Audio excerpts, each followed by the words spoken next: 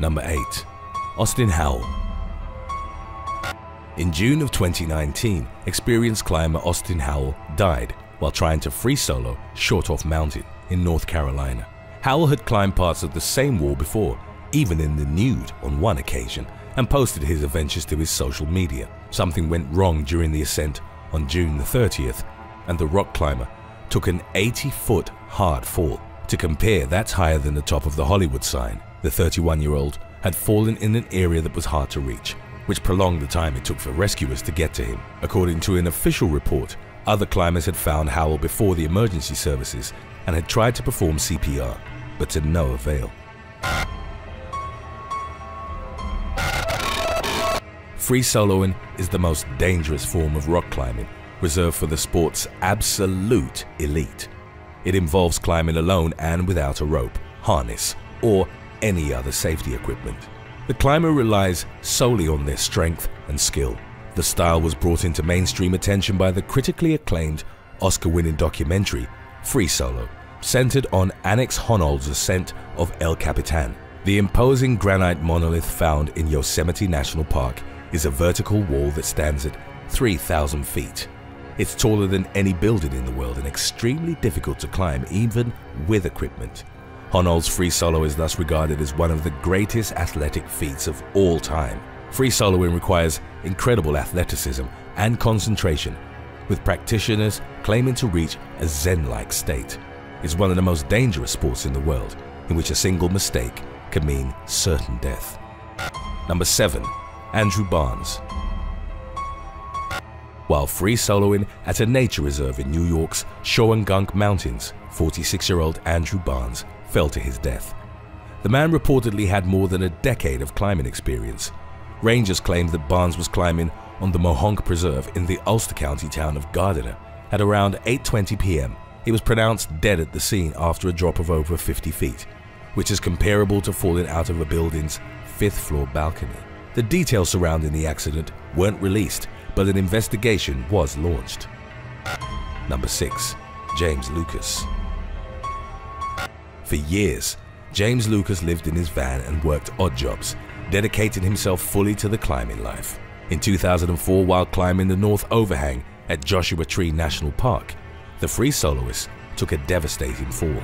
He was only about 10 feet shy of the top when he started to lose his balance. He fell 70 feet, struck a ledge, and then fell 30 more feet. The combined height of his drop was like falling from halfway up the Leaning Tower of Pisa. Blood was pouring from the back of his head from a fractured skull. Lucas had also broken his back in 2 places, a clavicle, a few ribs, fractured his elbow, and shattered his left ankle. He spent over 80 days in the hospital and had multiple surgeries, but he eventually returned to climbing. In 2009, he went back to the North Overhang and successfully climbed it again without a rope. Free soloing can be done anywhere in the world. While it is rock climbing's most challenging variation, there are several other alternatives. Bouldering is somewhat comparative in difficulty but not in danger, because the height is low and there's also a mat to ensure that a fall is safe. Deep water soloing, like bouldering, tackles high difficulty routes, but the fall is cushioned by water at the base of the climb. Bouldering is another practice, similar to free soloing. It entails climbing buildings without the use of any safety gear. Alain Robert, known as the French Spider-Man, free soloed the Eiffel Tower, the Golden Gate Bridge, and the Empire State Building, among many other skyscrapers. Since it's often deemed an illegal activity, Robert's climbs don't have any practice runs, and he was arrested numerous times. Number 5. Angus Maloney.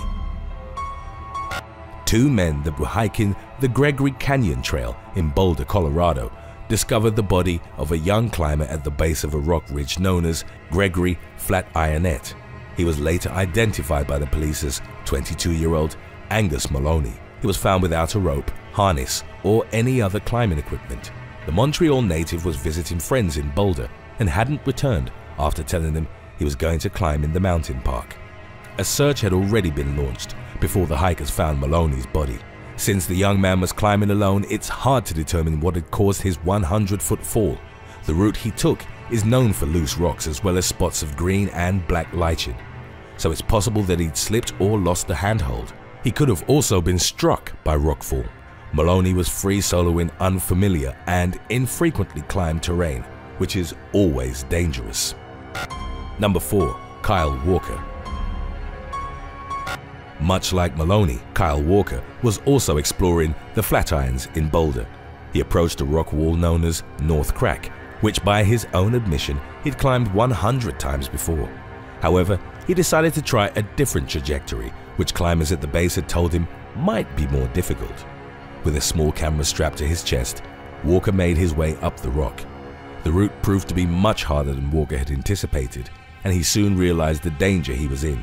The free soloist began climbing down but lost his balance and fell 60 feet. He'd punctured a lung and broken his pelvis, wrists, and 8 of his ribs.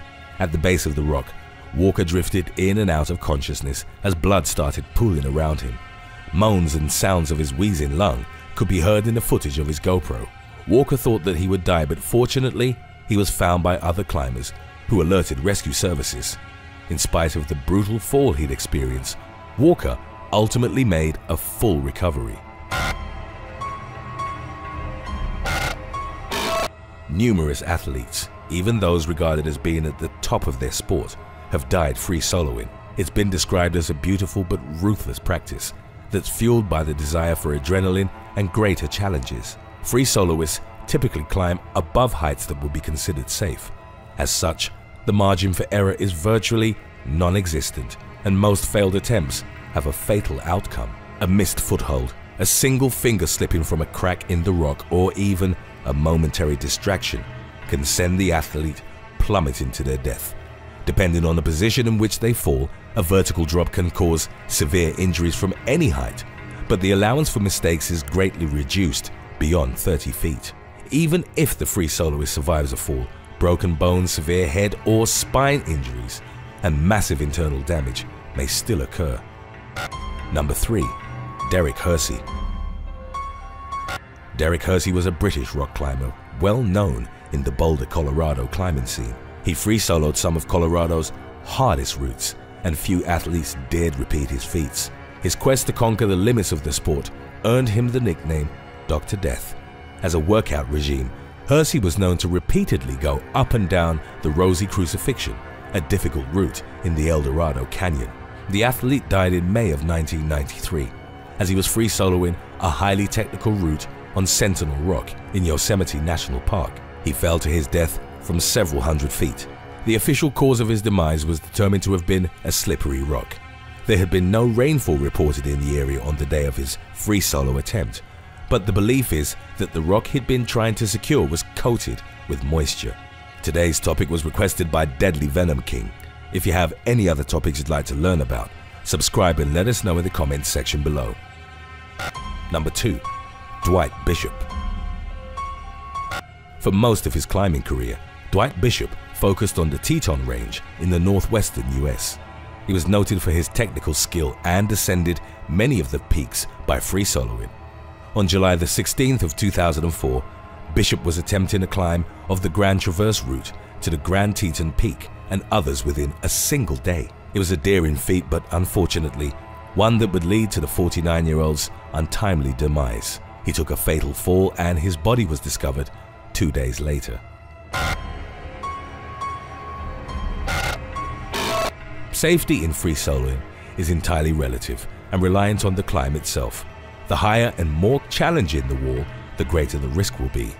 Free soloing is regarded as the apex of rock climbing, so extensive experience in ascents with a rope and safety equipment is a requirement. The strength, precision, and flow of a free soloist are rigorously trained attributes. Any difficult climb should be carefully prepared in advance, with abundant attention paid to terrain so that proper technique can develop. Alex Honnold, for example, had climbed El Capitan numerous times with a rope and kept a detailed record of all the most difficult holds. The weather and the equipment, as limited as it is, are also important factors. The drive to keep going in spite of health or safety issues is powerful, but it can be deadly. In such situations, turning around can ensure that the free soloist lives to climb another day. Join the They Will Kill You team by rocking the latest merch from theywillkillyou.com. Order yours today to be one of the first to spread the word. Number 1. John Baccar. Free soloing legend John Baccar is among the notable names that were tragically lost to the sport. He rose to prominence by climbing difficult routes in Yosemite, many without using any safety equipment. Baccar was renowned for his physical prowess. His spot at the park's Camp 4, the historic center of the climbing universe, was full of exercise equipment. It included, among others, the hanging ladders that since bear his name. In his prime, Baccar could reportedly do a one-arm, two-finger pull-up with up to 13 pounds of weight in his free hand. He would expand on his legacy by performing difficult climbs and in 1981 put a note up claiming he'd offer $10,000 to anyone who could follow him for one full day. His challenge went unanswered. On July the 5th of 2009, Baccar was free soloing the Dyke Wall, a steep rock formation near Mammoth Lakes, California. Climbers nearby heard the 52-year-old's fall and rushed to his aid. Baccar was taken to Mammoth Hospital, but his injuries were too severe and he was declared dead shortly after arrival. Thanks for watching. Would you rather free solo the house or building you live in, or hold your hand in a pit of fire ants for 30 minutes? Let us know in the comments section below.